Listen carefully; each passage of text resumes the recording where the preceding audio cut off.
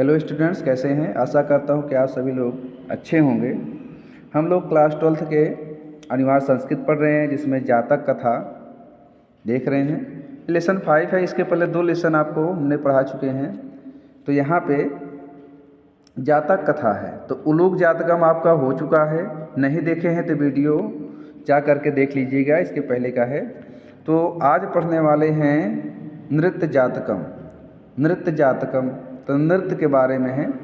तो समय न गंवाते हुए स्टार्ट करते हैं। अतीते प्रथम कल्पे चतुष्पदा सिंहम राजनम कुर्वंत। अतीत माने बीते हुए या प्राचीन, प्रथम कल्पे माने पहले कल्प के, चतुष्पदा माने जानवर अर्थात चौपाया, सिंह माने शेर, राजनम कुर्वन। तो बीते हुए अर्थात प्राचीन काल में, प्राचीन काल के प्रथम कल्प में जंतुओं ने एक सिंह को राजा बनाया या फिर शेर को राजा बनाया। मत्स्या आनंद मत्स्य, मछलियों ने आनंद मत्स्य को। शकुने माने पक्षियों ने, सुवर्ण हंसम सुवर्ण हंस को, पक्षियों ने सुवर्ण हंस को। तस्य पुनः तब फिर सुवर्ण राजहंसम दुहिता। सुवर्ण राजहंस की पुत्री हंस पोतिका अतीत रूपवती आसीत, अधिक रूपवती अर्थात सुंदर थी। सह तस्य परम दातयत सतता आत्मनिश्चय रूपम। तो आति निश्चित रुचितम जो होता है स्वयं की इच्छा अनुसार। स्वामीनम दृढ़ात इति, स्वामी चुन जा सके। तो यहाँ पे कह रहे हैं वह अपनी पुत्री हंस पोतिका से अपनी इच्छा अनुसार पति चुनने का वर दे चुके थे या वर दिए थे। हंस राजा तस्य वरम दत्वा, राजहंस उसे वर देकर हिमवती शकुने सन्नपतत, हिमवतों को निमंत्रण दिया, हिमालय पर्वत में के पक्षियों को आमंत्रित किया, आमंत्रित करके एकत्र किया। सन्नपतत माने एकत्र किया। नाना प्रकार माने अनेक प्रकार। हंस मायूर दया, हंस और मायूर माने मोर। शकुने शकुनी गणाः समागत एकस्मिन, सभी एकत्र होकर के कहाँ एकत्र हुए? एकस्मिन महती, एक बड़े पाषाण तले, पत्थर के ऊपर, तले माने ऊपर, सन्निपतत माने एकत्र हुए।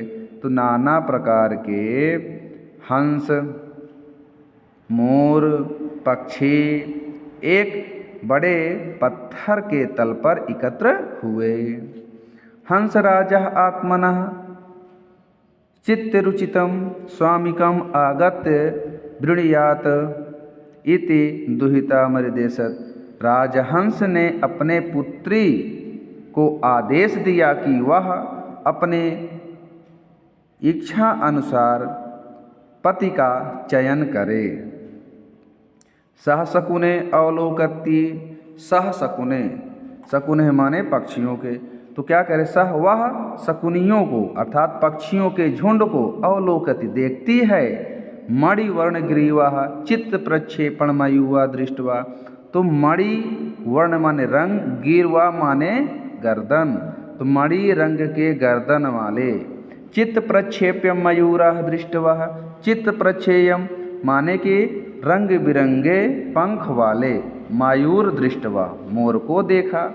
तो कह रहे हैं उसने पक्षियों के झुंड को देखा या पक्षियों के समूह को देखा, और एक मणि के वर्ण वाले, मणि के रंग वाले गर्दन वाले, मणि रंग के गर्दन वाले रंग बिरंगे पंख वाले मयूर को देखा। दृष्टवा मैंने देखा।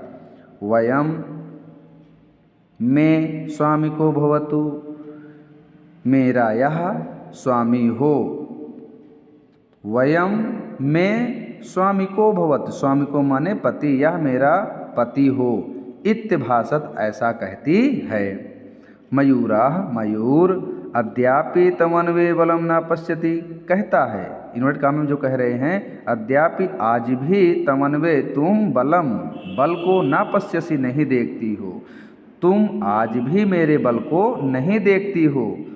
इति अति गर्वेण, ऐसा बहुत गर्व के साथ, लज्जा त्यागत्वा, माने लज्जा को त्याग कर अर्थात निर्लज्ज होकर, तवन महता शकुनी संज्ञस्य, माने शकुनियों के बीच में अर्थात पक्षियों के बीच में, मध्य बीच में, पक्षियों प्रसार्य, पक्षियों अपने पंखों को फैलाया, नर्ति तुमारभवान नृत्यान चा प्रक्षिच्योन अभूतो, कह रहे हैं अपने पंखों को फैलाकर नृत्य करने लगा और नृत्य करते हुए वह नग्न हो गया। कहना चा प्रतिच्छोनो अभतो, वह नृत्य करते हुए नग्न हो गया। भाई कोई भी पक्षी है अपने पंख को फैलाएगा तो नग्न हो जाएगा, क्योंकि उसके पंख ऊपर हो जाते हैं, पंख ही सारे शरीर को ढका हुआ होता है। तो कह रहे हैं कि वह घमंड से लज्जा को त्याग कर शकुनियों के बीच में अर्थात पक्षियों के बीच में अपने पंख फैलाया और नृत्य करने लगा। नृत्यम चा प्रतिच्छनो अभूत, नृत्य करते हुए उसका शरीर खुल गया या नग्न हो गया। सुवर्ण राजहंस लज्जितः, सुवर्ण राजहंस लज्जित हुआ। अस्य नैहि अतिना व वरहाणम समुत्थने लज्जा, इसने अस्य नैहि अति नावर्णा समुत्थे लज्जा, इसको सभी के सामने लज्जा नहीं आती है, माने इसे ना तो संकोच है ना, अस्य न ही अस्ति ब्रह्मणा, इसे ना तो संकोच है, सम्मुथे लज्जा और ना किसी के सामने लज्जा है, इसे ना कोई संकोच है, संपुत ना इसे कोई लज्जा है। नास में गत्रत्य पाए स्वादुहितम दस्यामि इत्त कथयत, नास में नहीं गत्य पता है स्वादुरम, मैं अपनी पुत्री को दस्यामि नहीं दूंगा, मैं इसे अपनी पुत्री नहीं दूंगा, इत्त कथयत ऐसा कहते हैं। इसे ना तो संकोच है ना ही सभी के सामने लज्जा है, इसलिए मैं अपनी पुत्र को इसे नहीं दूंगा, इत्त कथयत ऐसा कहते हैं। आगे देखिए, हंस राजा तदेव परिसन मध्ये आत्मनः भगिनी याह हंस पोतकाय दुहितरम दात, कह रहे हंस राज ने राजहंस ने उसी परिसन मध्य माने होता पक्षियों के मध्य में से, आत्मना अपने, भगिने याह माने होता है बहन के पुत्र, बहन के पुत्र अर्थात भांजे, तो अपने भांजे को हंस कुमार को अपनी पुत्री दे देता है। कह रहे राजहंस उसी पक्षियों के मध्य में से अपने स्वयं के भांजे को, स्वयं का भांजा का नाम हंस कुमार, तो स्वयं के भांजे हंस कुमार को अपनी पुत्री दे देता है। मयूरो हंस पोतिका कामया प्राय लज्जितः तस्माद् अस्थनाय पलायितः, कह रहे हैं मयूर माने मोर, हंस पोतिका काम प्राप्य माने हंस पोतिका को ना पाकर लज्जितः लज्जित हुआ, तस्मात् अस्थानम पलायिता और वह स्थान छोड़कर चला गया। मयूर हंस पोतिका को ना पाकर लज्जित हुआ और वह स्थान को छोड़कर चला गया।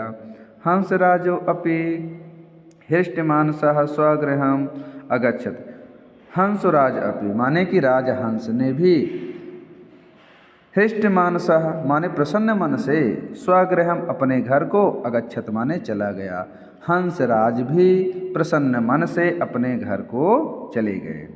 चलिए, तो ये होता है आपके नृत्य। इससे हमने क्या सीखा कि किस तरह से हंस पोतिका का स्वयंवर होता है। उस स्वयंवर में जब मोर चुना जाता है तो वह अपनी घमंड और लज्जाहीन कार्य करने से उसको हंस पोतिका का विवाह नहीं होता है, तो राजहंस अपने भांजे को ही हंस पोतिका दे देता है और मयूर हंस को पोतिका को ना पाकर लज्जित होकर के वहाँ से चला जाता है और इसी के साथ यहाँ पे कहानी समाप्त हो जाती है। क्योंकि राजहंस भी अपने घर चले गए, सभी अपने अपने घर चले गए हैं। तो ये कहानी आपको कैसी लगी कमेंट में ज़रूर बताइएगा। हाँ, कहानी के साथ साथ आपको समझ में आया कि नहीं आया ये ज़रूर लिखिएगा। तब तक के लिए नमस्कार, मिलते हैं नई वीडियो में।